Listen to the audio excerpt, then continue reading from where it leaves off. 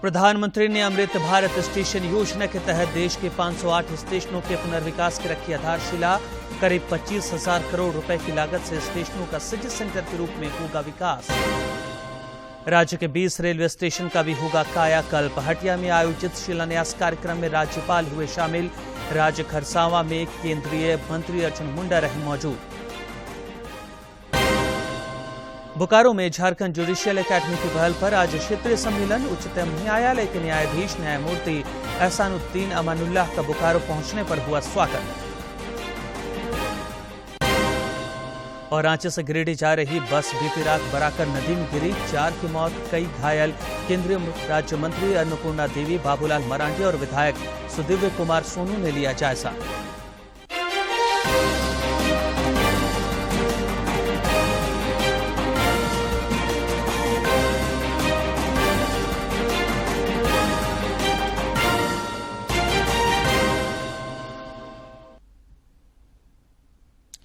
नमस्कार, खबरें झारखंड में स्वागत है आपका। मैं हूं रियाज आलम और अब समाचार विस्तार से। प्रधानमंत्री नरेंद्र मोदी ने वीडियो कॉन्फ्रेंसिंग के माध्यम से अमृत भारत स्टेशन योजना के तहत झारखंड समेत देश के 508 स्टेशनों के पुनर्विकास की आधारशिला रखी। इन स्टेशनों को करीब 25,000 करोड़ रुपए की लागत से सिटी सेंटर के रूप में विकसित किया जाएगा।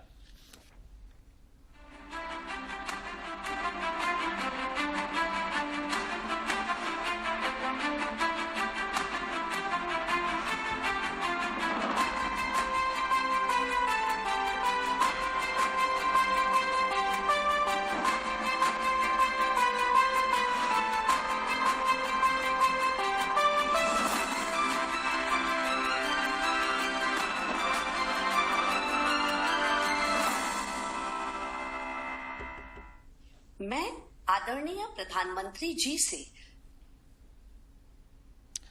प्रधानमंत्री ने अपने संबोधन में कहा कि आज भारतीय रेल के इतिहास में एक नए अध्याय की शुरुआत हो रही है। उन्होंने कहा कि हर अमृत स्टेशन शहर की आधुनिक आकांक्षाओं और प्राचीन विरासत का प्रतीक बनेगा।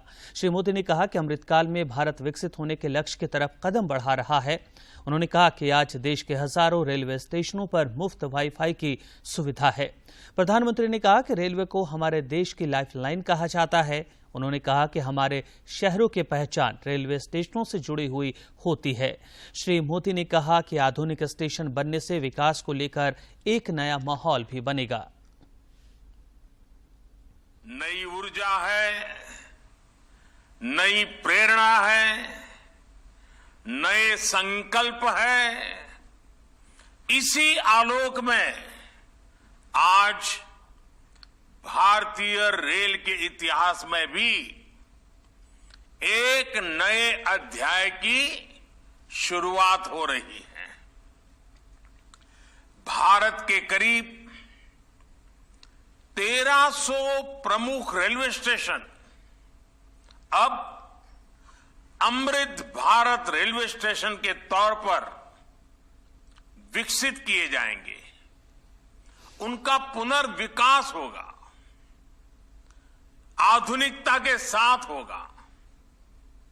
इसमें से आज 508 अमृत भारत स्टेशनों के पुनर्निर्माण का काम शुरू हो रहा है और इन 508 अमृत भारत स्टेशन के नवनिर्माण पर करीब 25,000 करोड़ रुपए खर्च किए जाएंगे।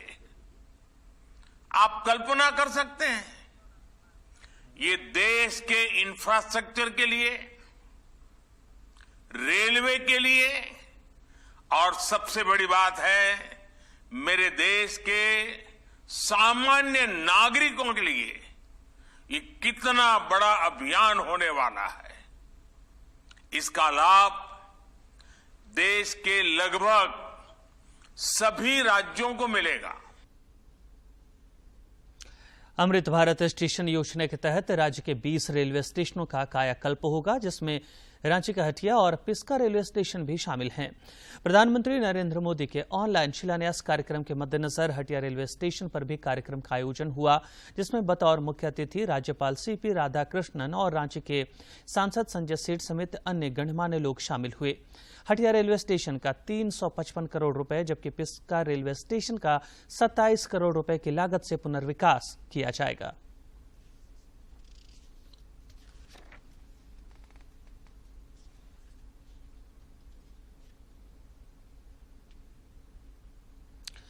खूंटी लोकसभा क्षेत्र अंतर्गत सरायकेला के राजखरसावा रेलवे स्टेशन के पुनर्विकास की भी आज आधारशिला रखी गई। इस स्टेशन का लगभग 30 करोड़ रुपए की लागत से आधुनिकीकरण किया जाएगा। इस सिलसिले में आज स्थानीय राजखरसावा हाई स्कूल में शिलान्यास कार्यक्रम आयोजित किया गया, जिसमें केंद्रीय मंत्री अर्जुन मुंडा समेत अन्य गणमान्य लोग शामिल हुए। उद्घाटन ऑनलाइन रूप से माननीय प्रधानमंत्री जी कर रहे हैं, यह हमारा सौभाग्य है। एक अंतर्राष्ट्रीय स्तर पर कार्य प्रारंभ करने के दिशा में भारत सरकार आगे बढ़ी है। इसके पहले रेलवे के जो फोर्जिंग के जो रेलवे चक्के होते थे वो अधिकतर इंपोर्ट किए जाते थे। अब भारत सरकार ने मेक इन इंडिया के तहत भारत में बनाने की योजना को बढ़ावा दिया है और हमने यह आग्रह किया है कि रेलवे का फोर्जिंग व्हील बनने का कार्यक्रम झारखंड में होना चाहिए और यदि सबके लिए बेहतर हो तो सीनी वर्क्स में ही उसको आगे कैसे बढ़ाया जाए, इसके बारे में भी हमने आग्रह। अमृत भारत रेलवे स्टेशन योजना के तहत कोडरमा स्टेशन का भी पुनर्विकास होगा, जिसकी आधारशिला आज प्रधानमंत्री ने वर्चुअल माध्यम से रखी। इस स्टेशन का तकरीबन 30 करोड़ रुपए की लागत से पुनर्विकास होगा। पुनर्विकास शिलान्यास कार्यक्रम के मौके पर विधायक नीरा यादव और अमित यादव समेत कई गणमान्य लोग उपस्थित थे।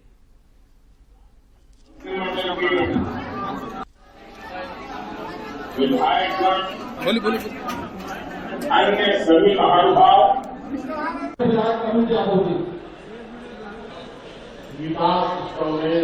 कोडरमा की इस पावन धरती से आदरणीय यशस्वी प्रधानमंत्री नरेंद्र भाई मोदी जी को और आदरणीय केंद्रीय रेल मंत्री जी के प्रति बहुत बहुत आभार व्यक्त करना चाहिए। उनके लिए एक बार जोरदार तालियों से उनका आभार व्यक्त करें। रांची के पिस्का रेलवे स्टेशन को भी विश्व स्तरीय बनाने की योजना है। अमृत भारत स्टेशन योजना के तहत आज इसके भी पुनर्विकास को लेकर प्रधानमंत्री ने ऑनलाइन माध्यम से आधारशिला रखी। लगभग 27 करोड़ रुपए की लागत से इसका पुनर्विकास होगा और आने वाले समय में यह राजधानी के प्रमुख स्टेशनों के रूप में स्थापित हो जाएगा।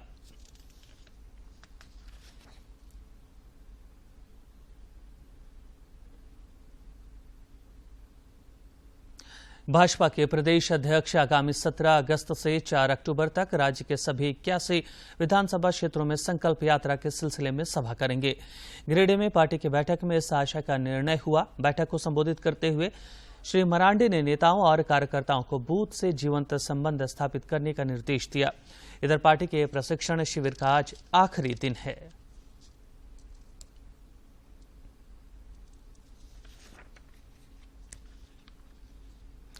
सांसद जयंत सिन्हा ने कानून व्यवस्था के मुद्दे पर राज्य की महागठबंधन सरकार पर निशाना साधा है। उन्होंने हजारीबाग में कहा कि सरकार की विफलताओं के कारण आपराधिक घटनाएं दिन प्रतिदिन बढ़ती जा रही हैं। एक रिपोर्ट का हवाला देते हुए झारखंड में हत्या की दर सबसे अधिक 4.1% है।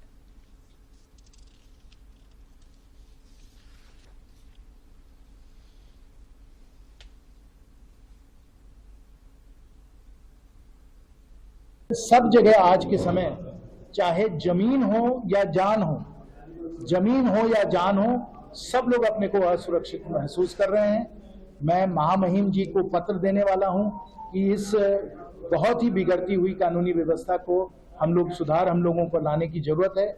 मुख्यमंत्री जी को और उनके प्रशासन को इस पे ध्यान देना है। झारखंड वासी होने के नाते इस बहुत ही दुखद और दयनीय स्थिति को हम लोग बर्दाश्त नहीं कर सकते हैं। हम लोगों ने कई बार कहा है, फिर हम लोग कहेंगे, हेमंत हटाओ, झारखंड। पूर्व मंत्री सह विधायक सरयू राय ने आरोप लगाया है कि एक साजिश के तहत उनकी छवि को खराब करने का प्रयास किया जा रहा है। उन्होंने कहा कि उन पर अनर्गल आरोप लगाए जा रहे हैं। भ्रष्टाचार की जांच करानी हो तो शिकायतकर्ता को एसीबी के पास जाना चाहिए। श्री राय ने कहा कि झारखंड उच्च न्यायालय ने भी आहार पत्रिका के प्रकाशन के नाम पर बड़े पैमाने पर वित्तीय अनियमितता की शिकायत वाली याचिका का निष्पादन कर दिया था। उत्तर प्रदेश के वाराणसी में मौजूद ज्ञानवापी मस्जिद का सर्वे आज तीसरे दिन भी जारी है। यह सर्वे आर्कियोलॉजिकल सर्वे ऑफ इंडिया कर रहा है। सर्वे बिना कुछ तोड़फोड़ जीआरपी की तकनीक से हो रहा है। एएसआई मस्जिद में उन चीजों की खोज कर रहा है जिससे पहचान हो सके कि यह मस्जिद कहीं मंदिर तोड़कर तो नहीं बनाई गई थी।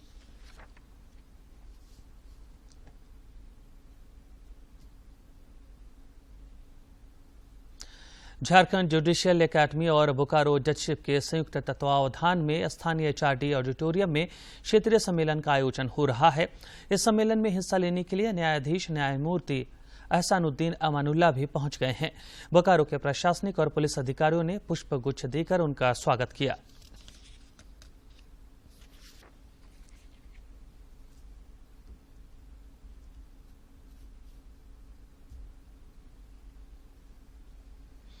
मतदाता सूची को त्रुटि रहित बनाने के लिए विभिन्न स्तरों पर प्रयास हो रहे हैं। रांची जिला निर्वाचन पदाधिकारी सह उपायुक्त राहुल कुमार सिन्हा ने मृत मतदाताओं के नाम मतदाता सूची से हटाने के निर्देश दिए हैं।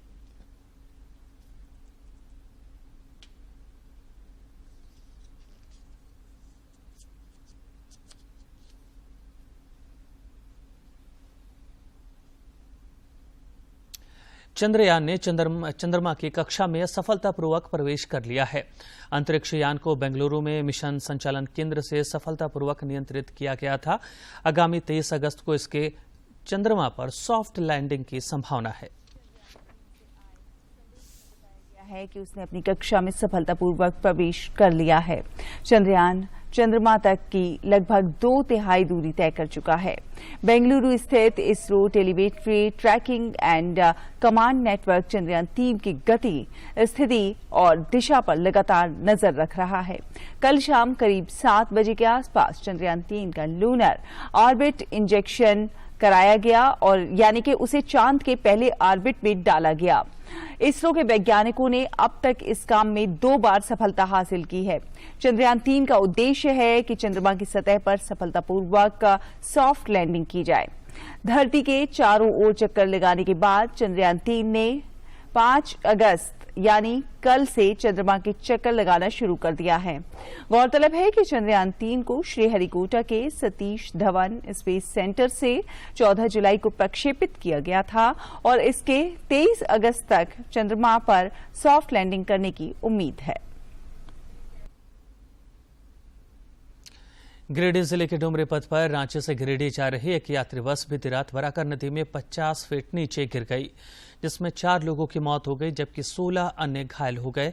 जिला प्रशासन द्वारा स्थानीय लोगों की मदद से बस में फंसे लोगों को निकालकर अस्पताल भेजा गया। रात में ही केंद्रीय शिक्षा राज्य मंत्री अन्नपूर्णा देवी और गिरिडीह के झामुमो विधायक सुदिव्य कुमार सोनू ने घटनास्थल का दौरा कर प्रशासन द्वारा चलाए जा रहे राहत और बचाव कार्य का जायजा लिया और घटना पर दुख जताया। इस हादसे पर राज्यपाल और मुख्यमंत्री समेत कई राजनेताओं ने संवेदना व्यक्त की है।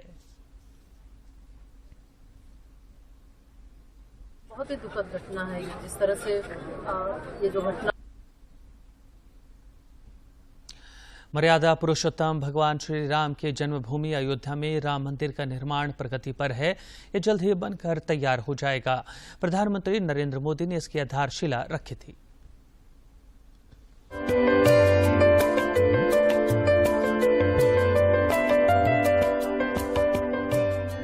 वैचारिक, सामाजिक, सांस्कृतिक और वैधानिक लड़ाई के बाद 5 अगस्त 2020 को वह क्षण आया जब प्रधानमंत्री नरेंद्र मोदी ने श्री राम जन्मभूमि पर मंदिर पुनर्निर्माण के लिए भूमि पूजन किया। कोटि कोटि भारतीयों की सदियों की आकांक्षा पूरी हुई। अयोध्या में ही श्री राम का वनवास समाप्त हुआ। अयोध्या के वैराग्य में सौभाग्य का उदय हुआ और अब अयोध्या के गौरव की पुनर्स्थापना का महासंकल्प सिद्धि की ओर अग्रसर है। सकल मनोरथ पूरा होने का क्षण भी अब समीप है और राम जन्मभूमि पर बन रहे दिव्य भव्य मंदिर में रामलला की प्राण प्रतिष्ठा का समय भी नजदीक है। प्राण प्रतिष्ठा भूतल पर है, ग्राउंड फ्लोर पर। ऊपर के 2 तल अगले 6-7 महीने 8 महीने में, यानी 2024। अयोध्या में बन रहा रामलला का विशाल मंदिर अगर श्रद्धालुओं के लिए अगाध श्रद्धा का केंद्र है तो ये परंपरा, तकनीक और आधुनिकता का संगम भी है। समूचा मंदिर एक विशाल मानव निर्मित शिलाखंड सरीखी नींव पर बन रहा है। मंदिर निर्माण की कुछ चुनौतियां थी जिसे तकनीकी विशेषज्ञों की समिति ने बखूबी सुलझाया। 15 मार्च 2021 को प्रातःकाल शुभ मुहूर्त में श्री राम जन्मभूमि स्थल पर वैदिक पूजन के साथ श्री राम मंदिर निर्माण हेतु नींव भराई का काम प्रारंभ हुआ और तब से लगातार मंदिर निर्माण की प्रक्रिया सतत जारी है। मंदिर सनातन संस्कृति का दिव्य प्रकाश स्तंभ हो, रामलला का मंदिर कालजयी हो, मंदिर काल के कपाल पर अमिट हस्ताक्षर हो, इसके लिए कोई कोर कसर नहीं छोड़ी जा रही। राजस्थान के गुलाबी बलुआ पत्थरों पर हो रही बारीक नक्काशी मंदिर को अलौकिक सुंदरता प्रदान कर रही है। मंदिर वास्तु, शिल्प और अभियांत्रिकी का विश्व प्रसिद्ध निर्माण है जिसमें आधुनिक तकनीक का इस्तेमाल किया जा रहा है। भावी मंदिर की लंबाई 360 फीट, चौड़ाई 235 फीट और ऊंचाई 161 फीट होगी। ये मंदिर 3 तल का होगा। सारा निर्माण कार्य निर्धारित समय सीमा में पूरा हो रहा है और वर्तमान में मंदिर के भूतल के निर्माण की प्रक्रिया अंतिम चरण में है। मंदिर के चारों ओर आयताकार, चारों दिशाओं में लगभग 800 मीटर लंबाई ऐसी एक 14 फीट चौड़ी दीवार बनेगी जिसे टेम्पल की भाषा में परकोटा कहेंगे। 14 फीट चौड़ा आयताकार है, 4 कोने हो गए, 4 कोनों पर 4 मंदिर। 2 भुजाएं लंबी होंगी, एक भुजा के बीच में हनुमान जी और दूसरी भुजा के बीच में अन्नपूर्णा। तो परकोटे में 6 मंदिर होंगे। नागर शैली में बनने वाला ये मंदिर देश के भव्यतम मंदिरों में से एक है। वास्तु और शिल्प की दृष्टि से भी ये मंदिर विलक्षण है। मंदिर का अष्टभुजीय गर्भगृह, मंदिर की मनोहारी नक्काशी, मंदिर का उत्तुंग शिखर, मंदिर का परकोटा और समूचा मंदिर परिसर निर्माण के पूरा होने पर पूरी दुनिया को नए भारत के शक्ति, सामर्थ्य और सांस्कृतिक बोध को बखूबी प्रदर्शित करेगा। अश्विनी कुमार मिश्र की रिपोर्ट। और अब कुछ खबर राज्य के विभिन्न जिलों से।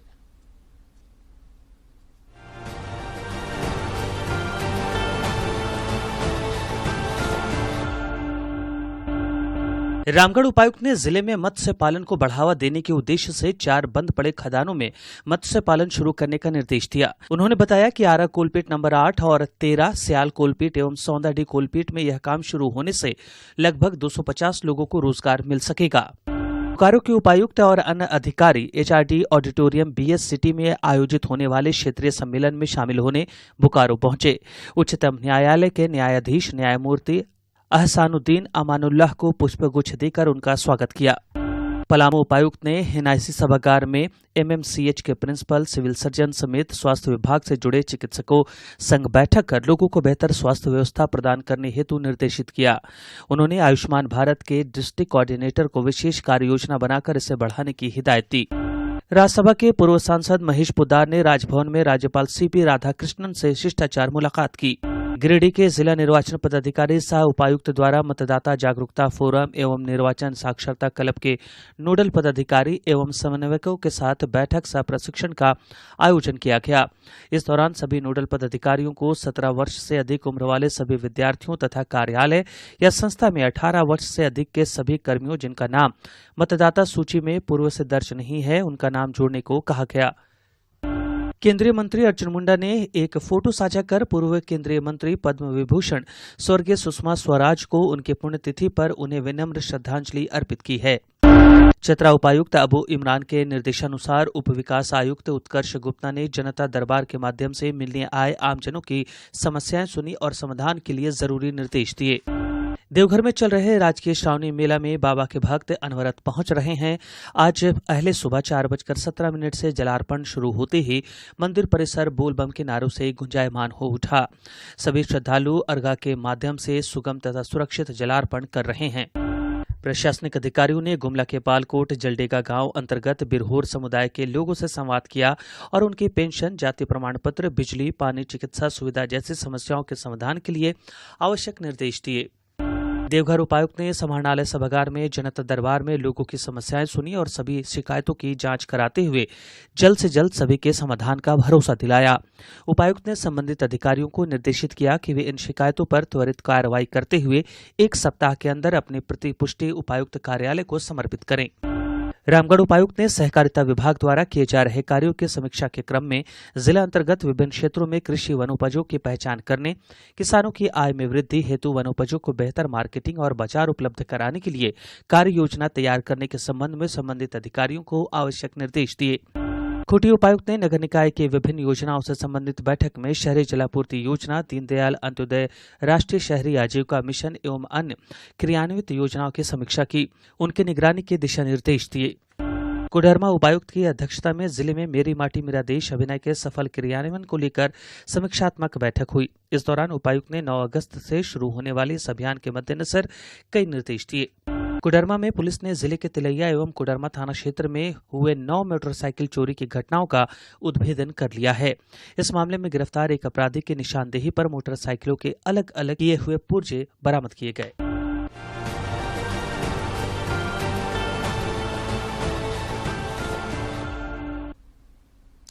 झारखंड समेत देश भर में मानसून ने अच्छी रफ्तार पकड़ी है। देश के कई हिस्सों में अगले 5 दिनों तक अच्छी बारिश का पूर्वानुमान है। झारखंड के कई क्षेत्रों में आज और कल भारी बारिश की चेतावनी जारी की गई है। राज्य में आज सवेरे से ही बारिश का सिलसिला जारी है।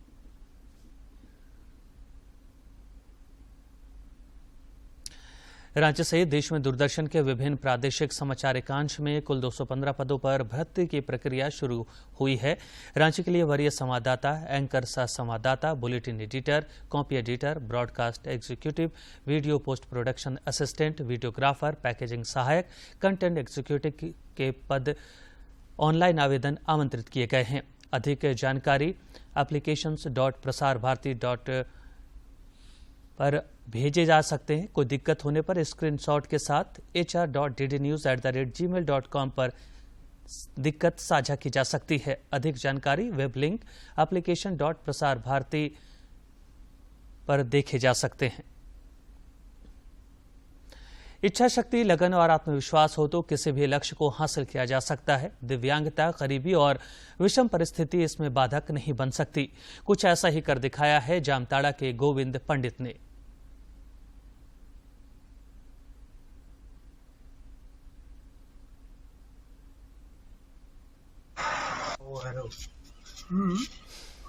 ऐड करवा तो घरों करता है एक स्थिति खतरा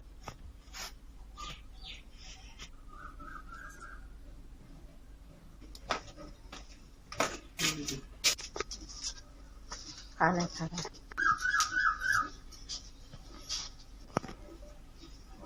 के गरीब हलिए तब तो ना पार पढ़ाई लिखे करे अपन खुशी से पढ़े लिख के अपन तैयार हो गए।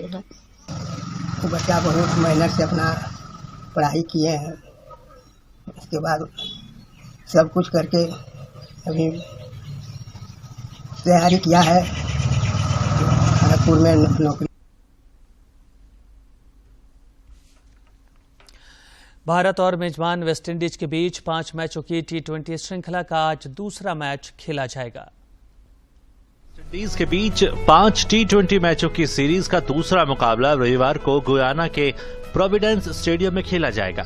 सीरीज में पहला मुकाबला गंवाकर 0-1 से पीछे चल रही भारतीय टीम का इरादा इस मैच को जीतकर सीरीज को बराबर करने का होगा। पहले T20 में टीम इंडिया जीती हुई बाजी हार गई थी। वेस्टइंडीज ने यह मैच 4 रन से जीता था। ऐसे में इस मुकाबले में टीम इंडिया के बल्लेबाजों को अपने फॉर्म में वापसी करनी होगी।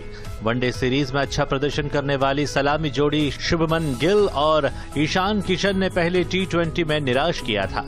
ये दोनों बल्लेबाज जल्द ही पवेलियन लौट गए थे। ऐसे में दूसरे T20 में वो बड़ी पारी खेलने के इरादे से मैदान पर उतरेंगे। वहीं सूर्य कुमार यादव पहले T20 में अच्छी शुरुआत को बड़ी पारी में बदलने की कोशिश करेंगे। वहीं पहला T20 मुकाबला खेल रहे तिलक वर्मा ने अपने प्रदर्शन से सभी को प्रभावित किया था। उन्होंने 22 गेंद में 39 रन की शानदार पारी खेली थी। दूसरे T20 में भी वो अपने फॉर्म को बरकरार रखना चाहेंगे। संजू सैमसन को लगातार मिल रहे मौके को भुनाकर टीम में अपने जगह पक्की करना चाहेंगे। इसके अलावा कप्तान हार्दिक पांड्या से भी टीम को बड़ी पारी की उम्मीद होगी। गेंदबाजों में युजवेंद्र चहल को वनडे में मौका नहीं मिल सका, जो यहां अपनी उपयोगिता साबित करना चाहेंगे। पहले T20 में उन्होंने 2 विकेट लिए थे। वहीं पहले T20 में 2 विकेट पाने वाले तेज गेंदबाज अर्शदीप सिंह अपनी फॉर्म को बरकरार रखना चाहेंगे। टेस्ट और वनडे में खराब दौर के बावजूद टीम T20 में वेस्टइंडीज मजबूत टीम है, क्योंकि उसके पास कई बिग हिटर हैं। T20 सीरीज के पहले मुकाबले में विंडीज टीम की तरफ से कप्तान रोवमन पावेल और निकोलस पूरन के बल्ले से 48 और 41 रनों की पारियां देखने को मिली थी। इसके दम पर टीम ने 20 ओवरों में 149 रनों का स्कोर बनाया था। इनके अलावा काइल मायर्स, शिमरन हेटमायर और रोमारियो शेफर्ड भी तेजी से रन बनाने में सक्षम हैं और इनके बल्ले पर अंकुश लगाना टेढ़ी खीर होगा। गेंदबाजी में अनुभवी जैसन होल्डर के नेतृत्व में जोसेफ और मैकॉय पर भारतीय बल्लेबाजों को रोकने की जिम्मेदारी होगी। गुयाना के प्रोविडेंस स्टेडियम में खेला जाने वाला ये 12वां T20 अंतर्राष्ट्रीय मुकाबला होगा। वहीं भारतीय टीम खिताब के प्रबल दावेदार 3 बार के चैंपियन भारतीय टीम एशियाई चैंपियंस ट्रॉफी में आज मलेशिया से खेलेगी। तो फोकस पेनाल्टी कॉर्नर को गोल में बदलने का प्रतिशत सुधारने पर होगा। जापान के खिलाफ खेले गए मैच में भारत को 15 पेनाल्टी कॉर्नर मिले, लेकिन 1 पर ही गोल हो सका।